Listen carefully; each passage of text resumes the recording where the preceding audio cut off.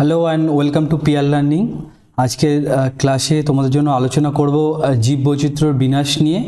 আজকের ক্লাসে থাকছে জীববৈচিত্র্য বিনাশ সম্পর্কে যাবতীয় তথ্য, অর্থাৎ জীববৈচিত্র্য বিনাশ, জীববৈচিত্র্য বিনাশের প্রকারভেদ, জীববৈচিত্র্য বিনাশের হার, কত হারে বা কিভাবে জীববৈচিত্র্য পৃথিবী থেকে বিনাশ হচ্ছে, জীববৈচিত্র্য বিনাশের কারণ, প্রাকৃতিক মনুষ্যসৃষ্ট বিভিন্ন কারণ। তারপর তোমাদের জন্য থাকছে এই ক্লাসে আইইউসিএন যে রেড ডেটা বুকে যে 10টি শ্রেণীতে যে বিপন্ন জীবকে শ্রেণীভাগ করেছে, এই শ্রেণীগুলো থাকছে। তাছাড়া থাকছে আরও অন্যান্য অনেক তথ্য। ভালো লাগলে তোমরা অবশ্যই লাইক করে দিও, আর চ্যানেলে নতুন হলে চ্যানেলটাকে অবশ্যই সাবস্ক্রাইব করে দিও। দেখো, জীববৈচিত্র্য বিনাশ কাকে বলে? প্রথম, কোনো প্রজাতির সর্বশেষ জীবটি কোনো বংশধর না রেখে মারা যাওয়া বা বিনষ্ট হওয়াকে জীববৈচিত্র্যের বিনাশ বা বিলুপ্তি বলে। ঠিক আছে, কোনো একটা জীব যদি তার বংশধর না রেখে যদি মারা যায়, তাহলে জীববৈচিত্র্য বিনাশ বা বিলুপ্তি আমরা সেটাকে বলতে পারি। জীববৈচিত্র্য বিনাশের প্রকারভেদ, বিলুপ্তির প্রকৃতির ভিত্তিতে জীববৈচিত্র্য বিনাশকে 4টি শ্রেণীতে ভাগ করা যায়: সম্পূর্ণ বিলুপ্তি, বন থেকে বিলুপ্তি, স্থানীয়ভাবে বিলুপ্তি, আরেকটা হচ্ছে বাস্তুতান্ত্রিকভাবে বিলুপ্তি। সম্পূর্ণ বিলুপ্তি হচ্ছে কোনো প্রজাতির সর্বশেষ জীবটি মারা গিয়ে পৃথিবী থেকে চিরতরে নষ্ট হয়ে যাওয়ার ঘটনাকে বলে সম্পূর্ণ বিলুপ্তি বা বিশ্ব বিলুপ্তি। এক্ষেত্রে জীবদের ডিএনএ ধ্বংস হয়ে যায় এবং জীবটি আবার আবির্ভাবের সম্ভাবনা থাকে না। অর্থাৎ সম্পূর্ণ বিলুপ্তিতে জীবদের যে ডিএনএ থাকে, যে ডিএনএটা সম্পূর্ণরূপে বিলুপ্তি হয়ে যায়, সুতরাং আর ভবিষ্যতে আর ফিরে আসার সম্ভাবনা এক্ষেত্রে থাকেই না। তারপরে আসছে দেখো বন থেকে বিলুপ্তি। বন থেকে বিলুপ্তিটা কি? কোনো প্রজাতির সামান্য কয়েকটি জীব সদস্য মনুষ্য নিয়ন্ত্রিত পরিবেশে বন্দি অবস্থায় বাঁচিয়ে রাখার ঘটনাকে বলে বন থেকে বিলুপ্তি। অর্থাৎ বন থেকে বিলুপ্তি হয়ে গেছে জীবটি, কিন্তু এদের কিছু সদস্যকে কি করা হয়? বন্দি অবস্থায় বিভিন্ন জায়গায়, চিড়িয়াখানা বলো বা বিভিন্ন জায়গায় বাঁচিয়ে রাখা হয়, তাকে বলে বন থেকে বিলুপ্তি। এক্ষেত্রে প্রজাতিটির প্রায় সমস্ত জীব বিলুপ্ত হলেও কয়েকটিকে সংরক্ষণ করা হয়। 3 নম্বর থাকছে হচ্ছে স্থানীয়ভাবে বিলুপ্তি, অর্থাৎ লোকালি এক্সটিংক্ট। একটি নির্দিষ্ট অঞ্চলে একসময় উপস্থিত কোনো প্রজাতি পরবর্তীকালে অবলুপ্ত হলেও পৃথিবীর অন্যত্র এই প্রজাতির সদস্যদের অস্তিত্ব থাকলে তাকে স্থানীয়ভাবে বিলুপ্তি বলে। অর্থাৎ কি? অর্থাৎ পৃথিবীর অন্যান্য জায়গায় তার প্রজাতিগুলো আছে, কিন্তু কোনো একটা জায়গায় সে প্রজাতিটা হচ্ছে হারিয়ে গেছে, সেটাকে আমরা কি বলতে পারি? স্থানীয়ভাবে বিলুপ্তি বলতে পারি। 4 নম্বর থাকছে হচ্ছে বাস্তুতান্ত্রিকভাবে বিলুপ্তি। কোনো বাস্তুতন্ত্রে কোনো প্রজাতির সংখ্যা খুবই হ্রাস পেলে সংশ্লিষ্ট বাস্তুতন্ত্রের অন্যান্য জীবের উপর তার প্রভাব না থাকলে তাকে বাস্তুতান্ত্রিক বিলুপ্তি বলে। অর্থাৎ জীবের প্রজাতিটির সংখ্যা হ্রাস পেয়ে গেছে, কিন্তু তান্ত্রিকভাবে সেই প্রজাতিটা হ্রাসের কোনো প্রভাব তার বাস্তুতন্ত্রে পড়ছে না, সেটাকে বলা হচ্ছে বাস্তুতান্ত্রিকভাবে বিলুপ্তি। নেক্সট হচ্ছে জীববৈচিত্র্য বিনাশের হার। জীববৈচিত্র্য চরম সংকটের সম্মুখীন, প্রতি 20 মিনিটে একটি করে প্রজাতি বিলুপ্ত হয়ে পথে যাচ্ছে। সৃষ্টির আদিকাল থেকে এ পর্যন্ত যত সংখ্যক জীব প্রজাতি পৃথিবীতে আবির্ভূত হয়েছে তার বেশিরভাগই অর্থাৎ 99% ধীরে ধীরে অবলুপ্ত হয়েছে এবং মাত্র 1% জীব প্রজাতি অবশিষ্ট রয়েছে। জীববৈচিত্র্য বিলুপ্তি হারকে 3টি সময় ভিত্তিক পর্যায়ে ভাগ করা যায়। একটা হচ্ছে ভূতাত্ত্বিক যুগে বিলুপ্তি। আমরা জীবাশ্ম বিশ্লেষণ অর্থাৎ সমুদ্রের তলায় যে জীবাশ্মগুলো পাওয়া গেছে, আমরা জানি কি সমুদ্রের তলায় যখন পাললিক শিলার যে স্তরগুলো জমা পড়ে, সেখানে উদ্ভিদ বা প্রাণীর দেহ চাপা পড়ে পরবর্তীকালে জীবাশ্ম হয়ে যায়। সেই জীবাশ্ম বিশ্লেষণ করে পৃথিবীতে আমরা ভূতাত্ত্বিক যুগে প্রজাতির বিলুপ্তি সম্পর্কে জানতে পারি। বিভিন্ন যুগে বিভিন্ন ধরনের প্রজাতি পৃথিবী থেকে বিলুপ্ত হয়েছে। ঠিক আছে, দেখো এখানে প্যালিওজোয়িক যুগে কি কি হয়েছে? সামুদ্রিক কাঁকড়া বিছে বিলুপ্তি হয়েছে। আর ইউরেপটেরিডটা হচ্ছে প্যালিওজোয়িক যুগে বিলুপ্ত হয়েছে। মেসোজোয়িক যুগে হচ্ছে আদিম সরীসৃপ পটাইলোসরাস। আর সরীসৃপ ও পাখির মাঝামাঝি একটা প্রাণী, তার নাম হচ্ছে আর্কেওপটেরিক্স। এটা হচ্ছে, এই প্রাণীটা হচ্ছে সরীসৃপ আর পাখির একটা মধ্যবর্তী অবস্থা। এটা হচ্ছে মেসোজোয়িক যুগে হচ্ছে এরা বিলুপ্ত হয়ে গেছে। তারপরে হচ্ছে ক্রিটাসিয়াস যুগে হচ্ছে ডাইনোসর পৃথিবী থেকে বিলুপ্ত হয়ে গেছে। আর একটা হচ্ছে সেনোজোয়িক যুগে কি হয়েছে? বিরাট দাঁতাল যে ম্যামথ, ম্যামথ আর ম্যাস্টডন এরা হচ্ছে সেনোজোয়িক যুগে হচ্ছে বিলুপ্ত হয়ে গেছে। ঠিক আছে, এই যে ডাইনোসরের ছবিটা দেখে নাও, ডাইনোসরের ছবি, এরা পৃথিবী থেকে বিলুপ্ত হয়ে গেছে ডাইনোসর। আর হচ্ছে এটা হচ্ছে ম্যামথ, বিশাল দাঁতওয়ালা ম্যামথ, এরাও হচ্ছে পৃথিবী থেকে বিলুপ্ত হয়ে গেছে। তারপর হচ্ছে ঐতিহাসিক সময়ে বিলুপ্তি। গত 2000 বছরে পৃথিবীতে প্রজাতির বিলুপ্তির হার অপেক্ষাকৃত কম। ঐতিহাসিক সময়ে বিলুপ্ত হওয়া প্রাণীগুলি কি কি আছে? মরিশাসের ডোডো পাখি, নিউজিল্যান্ডের মোয়া আর হুইয়া পাখি, কানাডার ল্যাব্রাডর হাঁস, ভারতের চিতা, আন্টার্কটিকার গ্রেট অর্ক পেঙ্গুইন পাখি। ঠিক আছে, এরা হচ্ছে কি হয়েছে, এরা ঐতিহাসিক সময়ে বিলুপ্তি হয়েছে। এই যে ডোডো পাখি, মরিশাসের ডোডো পাখি। বর্তমান সময় এবং অদূর ভবিষ্যতে বিলুপ্তি। প্রাক মানব যুগের তুলনায় সাম্প্রতিককালে মানুষের ধ্বংসাত্মক কার্যকলাপের ফলে প্রজাতির বিলুপ্তির হার 1000 থেকে 10,000 গুণ বৃদ্ধি পেয়েছে। অর্থাৎ আগে যে পরিমাণ প্রজাতি বিলুপ্ত হয়েছে, বর্তমান মানুষের বিভিন্ন রকমের কার্যকলাপের ফলে তার পরিমাণটা অনেক গুণ বেড়ে গেছে। 2040 সাল নাগাদ বিশ্বের জীব প্রজাতির 35% বিপন্ন প্রজাতিতে পরিণত হবে এবং বিগত কয়েক দশকে ভারতের 50% অরণ্য ধ্বংস হয়েছে এবং ভারতে প্রায় 10% বন্য উদ্ভিদ প্রজাতি, প্রধানত সপুষ্পক উদ্ভিদ, এর অধিক পরিমাণ বন্য প্রজাতি এরা বিপন্ন। ঠিক আছে, ভারতে যে 10% বন্য উদ্ভিদ প্রজাতি আর এর 10% থেকে বেশি হচ্ছে, বেশি পরিমাণ বন্য প্রাণী আজকে হচ্ছে বিপন্ন পর্যায়ে রয়েছে। ক্রান্তীয় অরণ্য, ক্রান্তীয় অরণ্যে হচ্ছে উদ্ভিদ আর প্রাণী নিধনের হার সবচেয়ে ভয়াবহ, সবচেয়ে বাজেভাবে হচ্ছে ক্রান্তীয় অরণ্যে উদ্ভিদ আর প্রাণী নিধন হচ্ছে। বিলুপ্তিপ্রবণ প্রজাতির প্রকার কি? IUCN সংকটময়তার ভিত্তিতে লাল তালিকাভুক্ত জীব অর্থাৎ রেড ডেটা বুকে যেসব জীবদের প্রজাতিকে ভাগ করেছে, 10টি শ্রেণীতে তারা ভাগ করেছে। 1 নম্বর তারা হচ্ছে ভাগ করেছে বিলুপ্তি প্রজাতি, ইংরেজিগুলো খেয়াল রাখবে, এক্সটিংক্ট স্পিসিস, আর এটা হচ্ছে short form ES, extinct species. যে সব প্রজাতিকে তাদের প্রাকৃতিক বাসভূমিতে নির্দিষ্টভাবে চিহ্নিত করা যায় না বা দেখা যায় না, অর্থাৎ এখন তাদের অস্তিত্ব কোনোভাবে প্রমাণিত নয়, তাদের বিলুপ্ত প্রজাতি বলে। যেমন ডোডো পাখি, মরিশাসের ডোডো পাখিটা এখন দেখা যায় না, প্যাসেঞ্জার পায়রা আর গোলাপি মাথার হাঁস, এরা হচ্ছে বিলুপ্তি প্রজাতি অর্থাৎ এক্সটিংক্ট স্পিসিস। তারপরে হচ্ছে বন্য অবস্থায় বিলুপ্ত, এক্সটিংক্ট ইন ওয়াইল্ড স্পিসিস, এটা হচ্ছে প্রকাশ করা হয় EW। যেসব প্রজাতি বন্য জগৎ থেকে বিলুপ্ত হয়েছে কিন্তু সামান্য কয়েকটি জীব সদস্য মনুষ্য নিয়ন্ত্রিত পরিবেশে সংরক্ষণের মাধ্যমে বন্দি অবস্থায় বেঁচে রয়েছে, তাদের বন্য অবস্থায় বিলুপ্ত প্রজাতি বলে। আমি এটা বলেছি প্রথম দিকে, যেমন হচ্ছে কিং ক্রাব, ভীষণভাবে বিপন্ন প্রজাতি, এটাকে CR বলে প্রকাশ করা হয়, ক্রিটিক্যালি এন্ডেঞ্জার্ড স্পিসিস। বিগত 3 পুরুষ অর্থাৎ শেষ 10 বছরে, বিগত 3 পুরুষ বা শেষ 10 বছরে যেসব প্রজাতির 80% হচ্ছে জীব অবলুপ্ত হয়েছে কিংবা বন্য অবস্থায় বিলুপ্তির উচ্চমাত্রার সম্ভাবনা রয়েছে, তাদের ভীষণভাবে বিপন্ন প্রজাতি বলে। যেমন রেড পান্ডা আর হচ্ছে বন্য শূকর। তারপরে আছে হচ্ছে 4 নম্বর আছে হচ্ছে বিপন্ন প্রজাতি অর্থাৎ এন্ডেঞ্জার্ড স্পিসিস, এটাকে প্রকাশ করা হয় EN হিসাবে। বিগত 3 পুরুষ বা শেষ 10 বছরে যেসব প্রজাতি 70% জীব অবলুপ্ত হয়েছে। ঠিক আছে, এটা হচ্ছে 70%, আগেরটা ছিল 80%, এটা হচ্ছে 70%। আগে যেটা ছিল, আগে হচ্ছে ভীষণভাবে বিপন্ন প্রজাতির হচ্ছে 80% জীব অবলুপ্ত হয়েছিল, 80% জীব, আর এটা হচ্ছে 70% জীব, বিপন্ন প্রজাতিতে 70% জীব বিগত 3 পুরুষ বা শেষ 10 বছরে এরা অবলুপ্ত হয়েছে বা অদূর ভবিষ্যতে বিলুপ্তির সম্ভাবনা রয়েছে, তাদের বিপন্ন প্রজাতি বলে।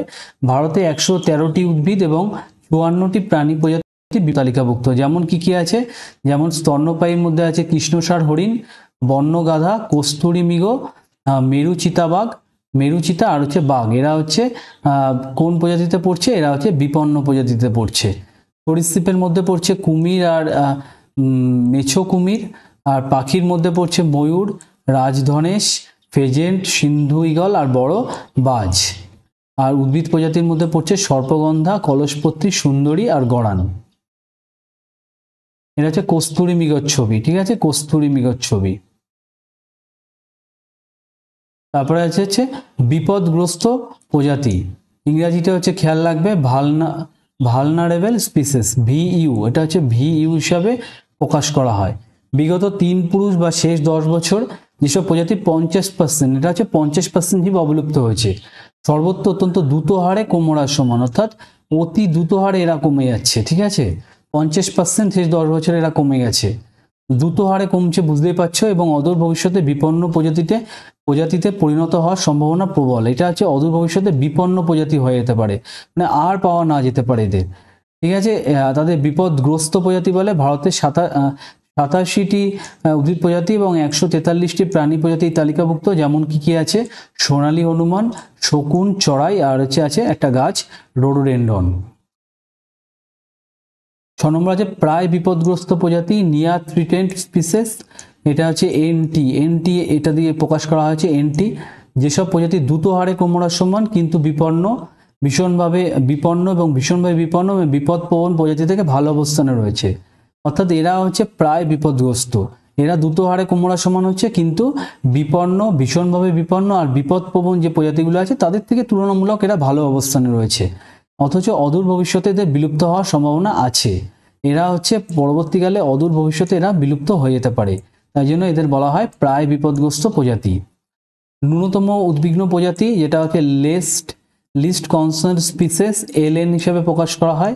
এটা হচ্ছে এলএন হিসাবে যেসব প্রজাতি বন্য জগতের সংখ্যা খুব বেশি, এদের সংখ্যাটা খুব বেশি এবং বিপন্নতা খুব কম, তাদের ন্যূনতম উদ্বিগ্ন প্রজাতি বলে, অর্থাৎ এদের সংখ্যাটা খুব বেশি, সেজন্য এদের বিপন্নতার হারটা হচ্ছে খুব কম। তারপরে থাকতে হচ্ছে স্বল্প জ্ঞাত প্রজাতি, ইনসাফিসিয়েন্টলি নোন স্পিসিস, এটা হচ্ছে কে আকারে প্রকাশ করা হয়। যেসব প্রজাতিকে বিভিন্ন তথ্যের অভাবে পূর্বোক্ত 7টি শ্রেণীর কোনোটিতেই অন্তর্ভুক্ত করা যায় না, অর্থাৎ ওপরে যে 7টি শ্রেণী বললাম আমি, সেই 7টি শ্রেণী কোনোটিতে অন্তর্ভুক্ত করা যায় না, অথচ সংরক্ষণের বিশেষ প্রয়োজন, তাদের বলে স্বল্প জ্ঞাত প্রজাতি। আরেকটা আছে কি অনির্ধারিত প্রজাতি, যেটা হচ্ছে ইন্টারমিনেট, এটা আই আকারে প্রকাশ করা হয়। যেসব প্রজাতির বিপন্নতার মাত্রা নির্ধারণ করা সম্ভব হয়নি, এদের হচ্ছে বিপন্নতার মাত্রা নির্ধারণ করা সম্ভব হয়নি, এটা তাই জন্য এদের অনির্ধারিত প্রজাতি বলে। তারপরে 10 নম্বরে আছে হচ্ছে বিরল প্রজাতি, যেটা হচ্ছে রেয়ার স্পিসিস, এটা আর এ প্রকাশ করা হয়।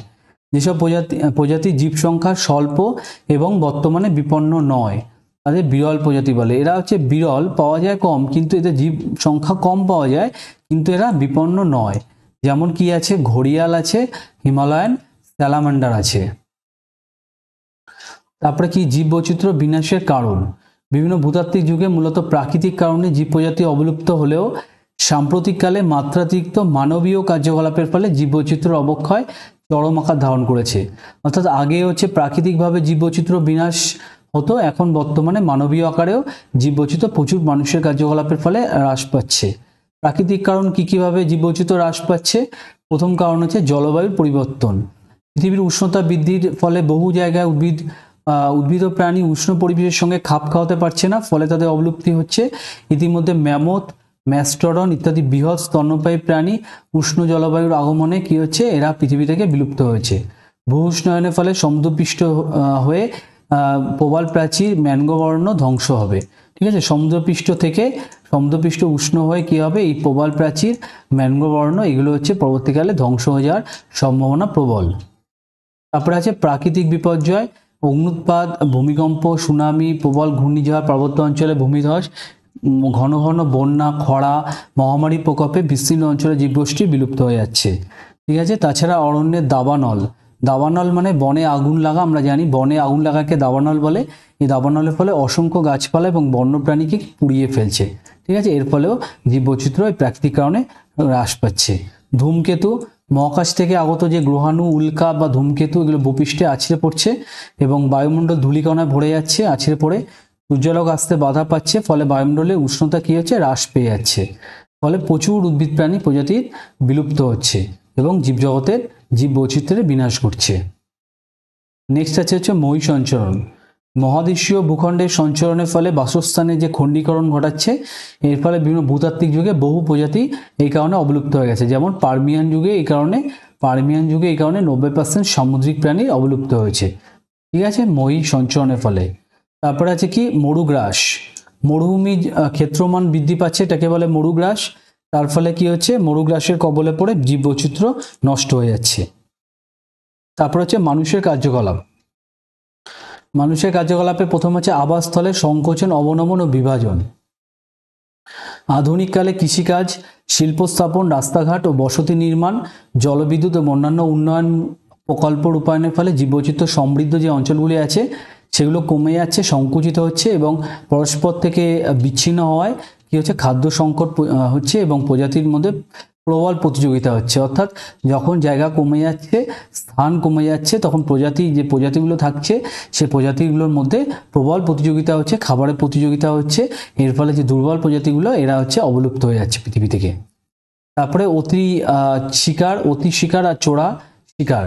এই অতি শিকার আর চোরা শিকার যেটা হচ্ছে সেটা হচ্ছে হাতির দাঁত, পশুর চামড়া, ঠিক আছে, হাতির দাঁত, পশুর চামড়া, পশুর লোম, শিং, মাংস, তারপরে মৃগনাভি, এগুলো অতি যে দুষ্প্রাপ্য যে উপকরণ, এগুলো স্তন্যপায়ী সরীসৃপ, উভচর, পাখি, ঠিক আছে, এইগুলো এদের কাছ থেকে নেওয়া হচ্ছে, এদের কাছ থেকে এদের মেরে এগুলো নেওয়া হচ্ছে। এর ফলে যে বন্য প্রজাতিগুলো এদের সংখ্যা প্রচুর পরিমাণে হ্রাস পাচ্ছে।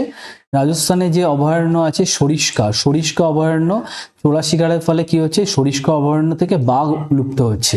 আমেরিকাতে ইগ্রেট বক, তারপরে বন্য মুরগি, প্যাসেঞ্জার পায়রা, এগুলো প্রায় বিলুপ্তির পথে এগুলো চলে গেছে। তাছাড়া যে ভারতের যে সুন্দরী গাছ, সুন্দরী বৃক্ষ, এই সুন্দরী গাছটাও চোরা শিকারীদের কবলে পড়ে প্রচুরভাবে লুপ্ত হতে চলেছে।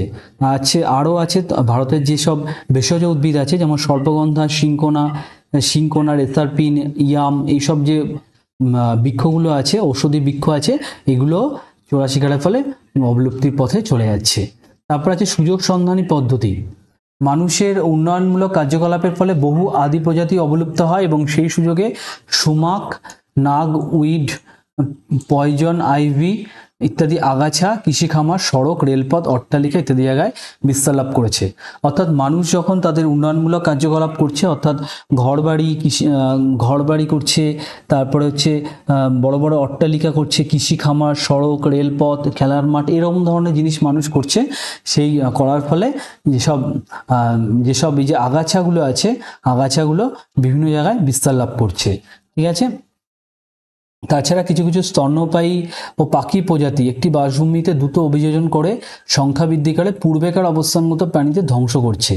তাছাড়া কি হচ্ছে, কিছু কিছু স্তন্যপায়ী আর পাখি প্রজাতি এরা কি করছে, এরা একটি নতুন বাসভূমিতে যখন অভিযোজন হচ্ছে, কোনো একটা জায়গা যখন ধ্বংস হয়ে যাচ্ছে, এর ফলে এরা একটা নতুন জায়গায় যাচ্ছে, নতুন জায়গায় গিয়ে তারা যখন বাস করছে, তখন সেই জায়গায় যে পূর্বে অবস্থানরত যেসব প্রাণী আছে তাদের এরা ধ্বংস করে দিচ্ছে, ঠিক আছে, তাদের এরা ধ্বংস করে দিচ্ছে। যেমন যুক্তরাষ্ট্রের পশ্চিম অরণ্যের বিচ্ছিন্ন অঞ্চলে গো পাখি, নীল যে কাক, উত্তর আমেরিকা কৃষি বলয় শহর অঞ্চলে চড়ুই, হরবলা পাখি, কোয়োট, খরগোশ, অপসাম, র্যাকুন, সাদা লেজযুক্ত হরিণ, এরা কি করছে, এরা নতুন একটা পরিবেশে যখন বংশবিস্তার করছে, তখন সেই পরিবেশে যেসব জীব আগেই ছিল তাদের হচ্ছে ধ্বংস করে দিচ্ছে এরা। তারপরে হচ্ছে আগন্তুক প্রজাতির অনুপ্রবেশ। ইচ্ছাকৃত ঘটনাচক্রে কোনো বাস্তুতন্ত্রে বহিরাগত কোনো নতুন প্রজাতির অনুপ্রবেশ ঘটলে সেই স্বাভাবিক অধিবাসীদের উপর প্রভুত্ব বিস্তার করে এবং ঠিক আছে, যখন কোনো একটা বাস্তুতন্ত্রে কোন বহিরাগত কোনো প্রজাতি অনুপ্রবেশ ঘটছে এবং সেই প্রজাতিটা অনুপ্রবেশ করে সেখানকার যেসব স্বাভাবিক অধিবাসী, অর্থাৎ সেখানকার যেসব উদ্ভিদ প্রাণী ছিল তাদের উপর তারা প্রভুত্ব বিস্তার করছে, ঠিক আছে, সেই প্রজাতিটা হচ্ছে তাদের উপর প্রভুত্ব বিস্তার করছে। এর ফলে কি হচ্ছে, এর ফলে হচ্ছে সে প্রজাতিগুলো নষ্ট হয়ে যাচ্ছে। আফ্রিকার ভিক্টোরিয়া হ্রদে নীল পার্চ নামে একটি মাছ প্রজাতি, ঠিক আছে, পার্থেনিয়াম গাছটা তোমরা জানো, এই পার্থিয়াম একটা বীজ, এই পার্থিয়াম একটা ক্ষতিকারক একটা বীজ। এটা হচ্ছে যখন আমেরিকা থেকে যখন গম আসতো ভারতে, যখন ভারতে হচ্ছে দুর্ভিক্ষ সময় ছিল বা ভারত যখন খাদ্যশস্যের স্বয়ংসম্পূর্ণ ছিল না, তখন আমেরিকা থেকে গম নিয়ে আসা হতো। সেই গমের মধ্যে এই পার্থেনিয়ামের বীজটা আসে এবং এই পার্থেনিয়াম বীজটা ভারতের বিভিন্ন জায়গায় ছড়িয়ে পড়ে এবং এটা একটা ক্ষতিকারক একটা বিষাক্ত একটা গুল্ম প্রজাতি, ঠিক আছে। এর ফলে এরা হচ্ছে আমাদের স্থানীয় যেসব গাছপালা আছে এই পার্থেনিয়ামটা নষ্ট করে দেয়। তাছাড়া কি হয়েছিল, তাছাড়া মরিশাস দ্বীপপুঞ্জে যে শূকর প্রজাতি, এই মরিশাস দ্বীপপুঞ্জের শূকর প্রজাতি অনুপ্রবেশ ঘটায় এবং তারা কি করে, মরিশাসে যে ডোডো পাখি ছিল, স্থানীয় ডোডো পাখি, এই ডোডো পাখির ডিম এই শূকর প্রজাতিটা খেতে আরম্ভ করে এবং আস্তে আস্তে এই ডোডো পাখিটা পৃথিবী থেকে অবলুপ্ত হয়ে যায়। ছদ্ম প্রভাব কোনো বাস্তুতন্ত্রে দুই বা ততোধিক প্রজাতি পরস্পরের উপর নির্ভরশীল হলে একটি প্রজাতির অপসারণ অন্য প্রজাতির অবলুপ্তির কারণ হয়ে দাঁড়ায়, একে ছদ্ম প্রভাব বলে।